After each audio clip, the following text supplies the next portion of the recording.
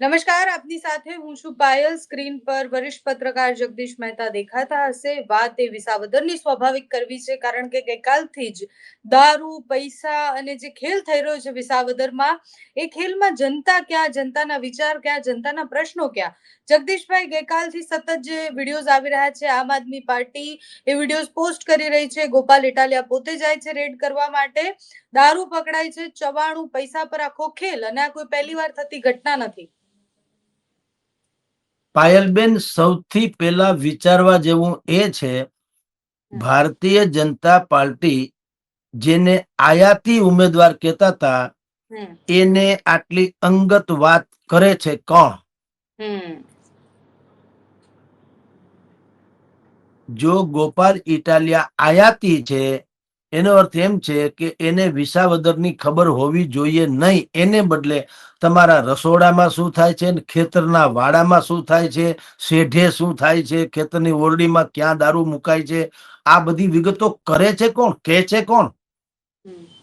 એના ઉપરથી ખબર પડી જાય ચિત્ર શું છે. જેને જાહેરમાં લોકો આયાતી કે છે, એ ભીતરમાં આયાતી નથી, ભાયાતી હોય એવું લાગે છે. તમે કલ્પના કરો, દારૂનો ગઈકાલે રાતના જે જનતા રેડ પાડી, એ કિરીટભાઈના અંગતમાં અંગત કહી શકાય એવાના ભત્રીજા અશ્વિનભાઈની વાડી છે.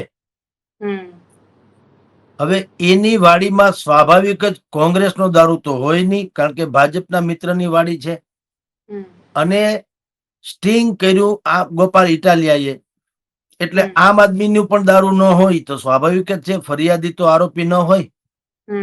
હવે વિચાર કરો, તંત્ર હજી એમ ફોડ નથી પાડતું કે આ દારૂ કોનો છે, ક્યાંથી લાવ્યા, શું કામ લાવ્યા, વગેરે વગેરે, કાંઈ નહીં. બોલો, જ્યારે કે સ્વયં સ્પષ્ટ છે કોણે શું છે, બધી ક્લિયર વાત તો છે કે આમ આદમીએ સ્ટિંગ કર્યું એટલે દારૂ એનો નથી, ભાજપ વાળાની વાડી છે એટલે કોંગ્રેસ વાળાને રાખવા દે નહીં.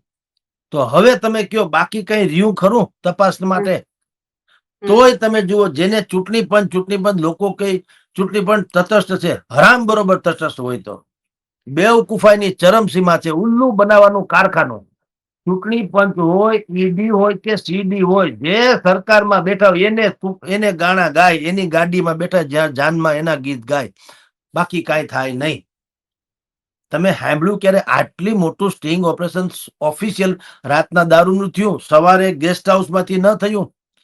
હવે વિસાવદરમાં ગેસ્ટ હાઉસ ભારતીય જનતા પાર્ટીના પૂર્વ નેતાનું છે ગેસ્ટ હાઉસ. એમાં 3 રૂમ, ઉજળ વનમાં 3 નદી, 2 ખાલી ને એકમાં પાણી નહીં. 3 રૂમ, એ ત્રણેય, એક આમ આદમીની, એક ભાજપની ને એક કોંગ્રેસની. બોલો, અને પાછું ગેસ્ટ હાઉસ ભાજપનું. હવે ન્યા પાછું સેટિંગ કેવું થાય, જે બહાર આવ્યું વિડીયો એના આધારે કહું છું કે કોંગ્રેસના લલિતભાઈ વસોયા આમ આદમી પાર્ટીના નેતાને કહે છે કે 2 લાખ રૂપિયા આપું, અથવા તો તમે લ્યો, ગોપાલ ઇટાલિયાની વિરુદ્ધમાં વિડીયો બનાવો કે ગોપાલભાઈ ખરાબ છે, બરાબર. હવે જાહેરમાં પછી સ્ટિંગ કરનારા પરેશ ધાનાણી થી માંડી, લલિત કગથરા થી માંડીને લલિત વસોયા સુધીના બધાને કેમેરા ઉપર લીધાય ખરા. તો કેમેરા ઉપર એ લોકો શું કે છે, લલિતભાઈ વસોયા, ભાઈ અમારે અહીંયા ખાવા ખીચડી નથી. પરેશ ધાનાણી કે અમારે કોંગ્રેસ પાસે પૈસા જ ક્યાં છે, અમે ક્યાં સત્તામાં છીએ, અને આ ગેસ્ટ હાઉસ તો ભાજપનું છે. તમે સત્તામાં નથી એ હકીકત છે, અર્થાત તમારી પાસે પૈસા નથી, માની લઈએ. પણ રંગે હાથ ઓલો જણ પકડાનો, આમ આદમી વાળો પકડાનો, એટલે પૈસા આમ આદમીના છે એ તો નક્કી નથી, એવું તો સ્વાભાવિક છે, એના પૈસા ન હોય. એટલે એક તો ઈ આમાં આરોપી છે નહીં. કોંગ્રેસ વાળા પોતે કહે છે કે અમારી પાસે પૈસા નથી. તો 3 જણા લડે છે, એક સ્વીકારવા વાળો, એક આપવા વાળો, અને એક મિસ્ટર એક્સ. હવે આમાં કઈ તપાસ માટે કઈ બાકી રહે છે? તોય તમે જુઓ, બાકાયદા ફરિયાદ થાય છે પોલીસ થાણામાં, સત્તાવાર. અત્યારે એ ઘટના બની અને કેટલા કલાક થઈ ગયા? 12 કલાકની રાત્રિ, ને અત્યારે આટલા વાગ્યા 12:30-1. કોઈ કાળા કાગડાની પણ ધરપકડ થઈ કે અટકાયત થઈ કે પોલીસે કોઈ કાર્યવાહી, કોઈનો વાળે વાંકો થયો? હવે આને તટસ્થ કેમ કેવું, મને કયો? એટલે વિસાવદરમાં ક્લાઇમેક્સ ચાલે છે. મેં આપને અનેક વખત જમાવટ ચેનલથી માંડીને જેટલી ચેનલમાં આપણે ચર્ચા કરી હતી બેન, જ્યારથી ચૂંટણી ડિક્લેર થઈ હતી ત્યારથી, કે ગુજરાતના તાજેતરના ઇતિહાસમાં કલ્પનાતીત કહી શકે, ન ભૂતો ન ભવિષ્યથી એવી રોમાંચક થ્રિલર, હોરર અને સસ્પેન્સ ભરેલી આખો આ ડ્રામા થવાનો છે, મનમોહન દેસાઈના ફિલ્મ જેવું બધું જ એમાં હોય. અને જે આપણે જોઈ રહ્યા છીએ. હવે તંત્ર કાંઈ કરે કે ન કરે, ગોપાલ ઇટાલિયાએ જે ભંડાફોડ કર્યો, સોશિયલ મીડિયામાં વાયરલ કરી દીધો, મેસેજ તો પહોંચી ગયો બધાને કે પૈસાની છકમ છોડ ઉડે છે, દારૂની બાટલીઓ વેચાય છે, રેડ લેબલ ને ફલાણું ને બિયર ને જે લોકો પીતા કરતા હશે એને ખબર હશે, આપણે કાલ જોયું એમાં. તો આ બધું તમે કલ્પના કરો કે આ કઈ હદે આ બધું વિતરણ કરવું પડે તમારે, જેને પણ કરવું હોય એને. એ કેવું કહેવાય? તમે મેરિટ્સ ઉપર તો છો નહીં, એનો ગુજરાતી તો ઈ થયું કે તમે મેરિટ્સ ના આધારે ચૂંટણી લડતા નથી. આ જેનો માલ હોય તે, પૈસાથી માંડીને દારૂ સુધીની વાત, જેનો પણ માલ હોય એ પક્ષના લોકો મેરિટ્સ ઉપર લડતા નથી, તો સાબિત થઈ ગયું. તો વિસાવદરની જનતાને હવે કાંઈ ભણાવવું પડે એમ છે ભલામણા? તમારે શું એક 100 ગ્રામ ભજીયામાં જો 5 વર્ષ તમે આપી દેતો તો આપણા જેવા મૂર્ખ કોણ હોય? એટલે હવે નથી નેતાનું કયું લોકો માનતા, નથી પૈસાનું સામ્રાજ્ય હાલવાનું. પૈસા લઈ લે, આ તો ભાઈએ પકડ્યા સ્ટિંગમાં, બીજા કોઈ ગામમાં ગામ બધે ઠેકાણે વેચાતા જશે માની લ્યો, પૈસા લઈ લે. પણ પૈસા લઈ લે એટલે મત આપવું ક્યાં જરૂરી છે?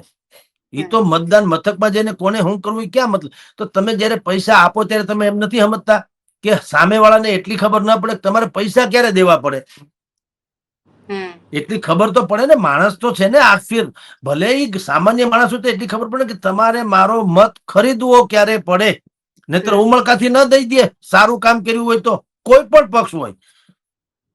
એટલે વિસાવદરમાં આમ જુઓ તો બાજી ઓપન છે, કાંઈ સિક્રેટ છે નહીં. 23મી ઔપચારિક જાહેરાત જે થાય તે, પણ જગત આખામાં જે અત્યારે ઢંઢેરો પીટાઈ રહ્યો છે એ જ પ્રમાણે આ સ્થિતિનું નિર્માણ થયું છે. ગોપાલ ઇટાલિયા લોકપ્રિયતાની ચરમસીમાએ હજી બિરાજે છે. ભારતીય જનતા પાર્ટી માટે કપરા ચઢાણ છે બેન. જી. પણ જગદીશભાઈ, આ મુદ્દાઓ આપણે જોઈએ તો આ કોઈ પહેલી વાર બનેલી ઘટના નથી. દર વખતે ચૂંટણી આવે એટલે આવે જ કે ભાઈ દારૂને ચવાણું વેચાય છે. પણ આ મુદ્દાઓ અસર કરે છે ખરી લોકોના મગજમાં. એટલે બધા નેતાઓને તો એક જ ત્રાજવે તોલવાના છે. એ ભારતીય જનતા પાર્ટીના હોય, કોંગ્રેસના હોય કે આમ આદમી પાર્ટીના હોય. વિસાવદરની જનતાને આ મુદ્દા કે અત્યારે જે સ્ટિંગ ઓપરેશન થઈ રહ્યા છે એનાથી અસર થશે? ના, અસરની વિસાવદરની જનતા તો અમસ્તી પણ ઇન્ટેલેક્ચ્યુઅલ છે, બુદ્ધિશાળી પ્રજા છે. એને કોઈ પક્ષ, કોઈ વંશવાદ, કોઈ પક્ષવાદ, કોઈ જ્ઞાતિવાદ, કોઈ વર્ગવાદ કશું જ એમાં તો ક્યાંય અસર કરતી જ નથી. એ લોકો સીધી વાત કરે છે કે અમારા હિત માટે કાં ઈ કામ કરનારો જોઈએ કાં લડનારો જોઈએ, બેમાંથી એક. જો શાસક પક્ષનો એટલે કે કિરીટભાઈ જીતી જાય તો કિરીટભાઈમાં ઈ એનામાં વિસાવદરની જનતાને દેખાવું જોઈએ કે આ આપણા હક માટે લડ હશે નહીં, આપણે કામ કરી બતાવશે, કારણ કે શાસક પક્ષના છે. લડવાનું વિપક્ષને હોય. શાસક પક્ષના નેતાએ તો સહી કરાવીને ગમે એમ કરીને કામ કરાવવા પડે. ભૂતકાળમાં વિસાવદરમાં કેશુભાઈ પટેલની સરકારથી માંડી અને કનુભાઈ બારાળા મંત્રી રહી ચુક્યા છે.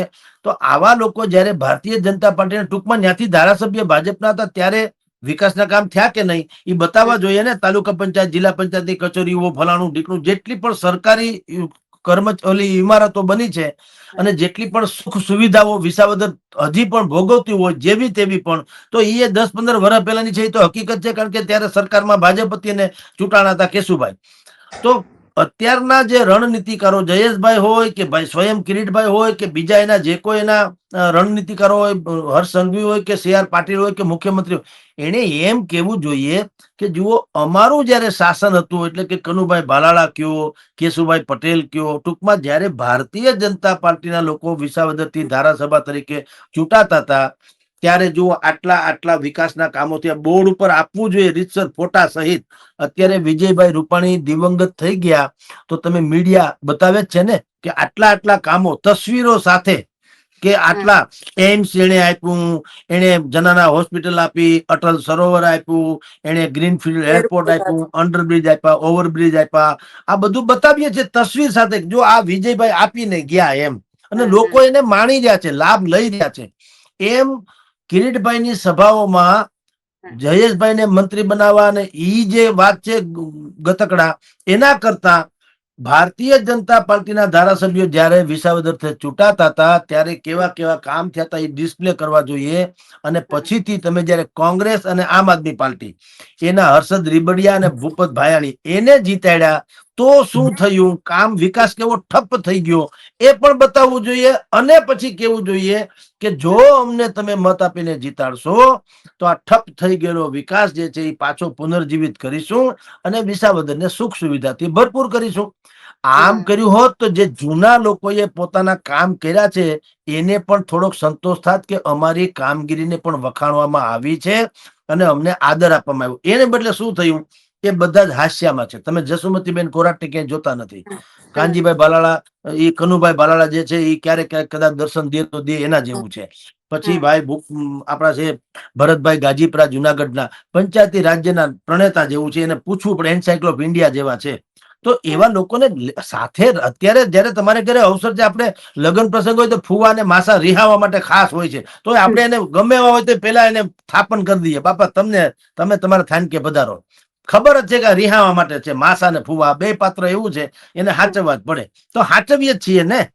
એમ અત્યારે તમારે આ બધા લોકો અત્યારે રિસાયા છે એમ નથી કહેતા, પણ તમે એને માન મર્તબો ન આપો અને ખાલી કયો કે કેવા ખાતર કયો કે આવજો, તો આવે બેસે.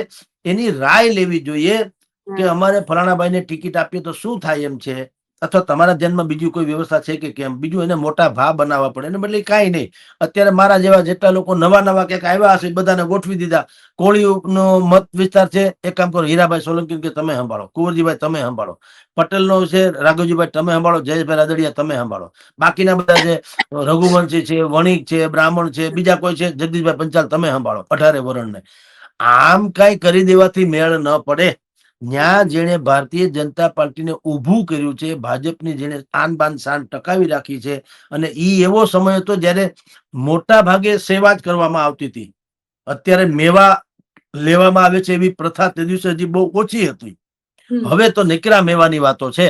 પણ જયારે આ લોકો સેવા કરીને જે લોકોએ ભાજપને ઉભો રાખ્યો છે એની તમે રાય તો લ્યો. હવે ઈ કાંઈ કર્યું નથી. એટલે હવે શું થાય, ગોપાલ ઇટાલિયાને કયા ગેસ્ટ હાઉસમાં કોણ ક્યાંને શું કામ પૈસા આપે છે અને કેની વાડીમાં કેટલો દારૂ ઉતર્યો એ ખબર પણ જે પડવા માંડી છે, એ આનું જ પરિણામ છે કે જે લોકોએ પ્રાણ રેડ્યા છે, જાત વેચી નાખી છે, સિંચી નાખી છે, આમાં ખરપી નાખી છે, એવા લોકોને કઈ ન કરો તો માહિતી તમારી જાણ ખાતર ભાજપની માહિતી કોને ખબર હોય? એ તો આપણે જાણીએ ને. ગોપાલ ઇટાલિયાને ખબર હોય, ભાજપ વાળાને ખબર હોય. તો કોંગ્રેસને ખબર નથી, ગોપાલ ઇટાલિયાને જ કા ફોન કરે, કા કોઈએ કોંગ્રેસને કીધું તમે સ્ટિંગ ઓપરેશન કરો.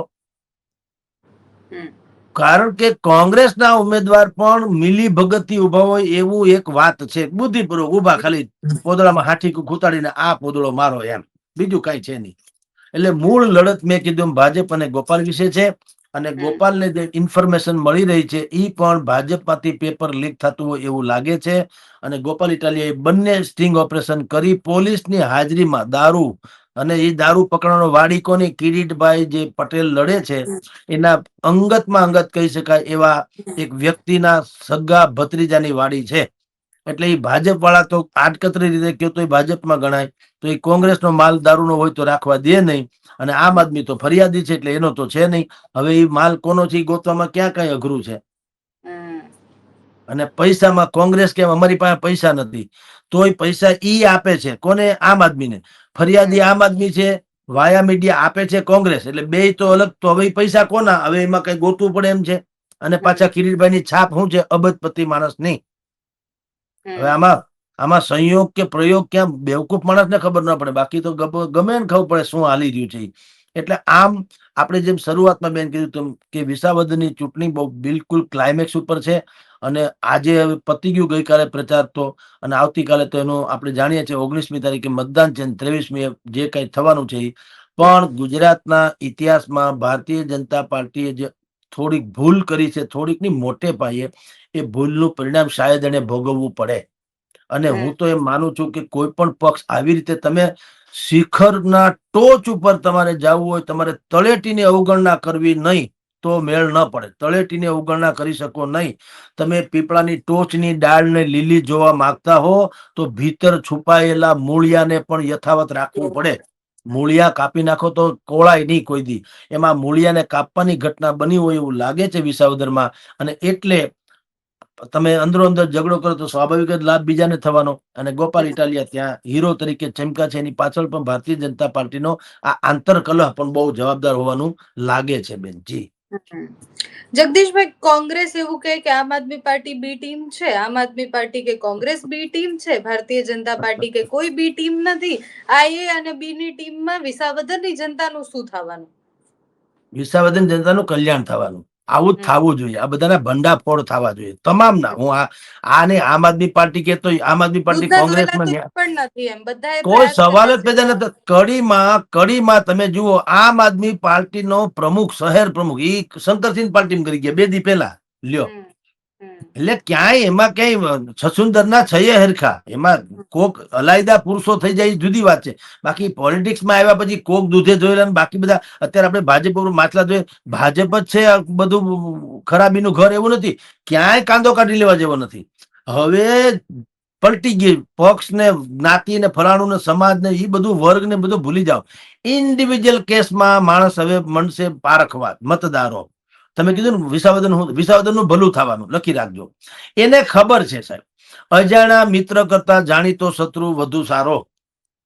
156 ધારાસભ્યો આપ્યા. જો એ પેરિસ જેવા રોડ બધાની ત્રેવડ હોત બનાવી દીધા હોત તો આ 3 વખત થી આપ્યા. ભાઈ 1-2 વખત થી નહીં તો નીકળ્યા પેરિસ ના લોકો અહીંયા વિઝા લઈને આવત જોવા હાટું થઈને કે વિસાવદર ક્યાં છે, ગમે એમ થાય, અથવા તો ગુજરાત ક્યાં છે.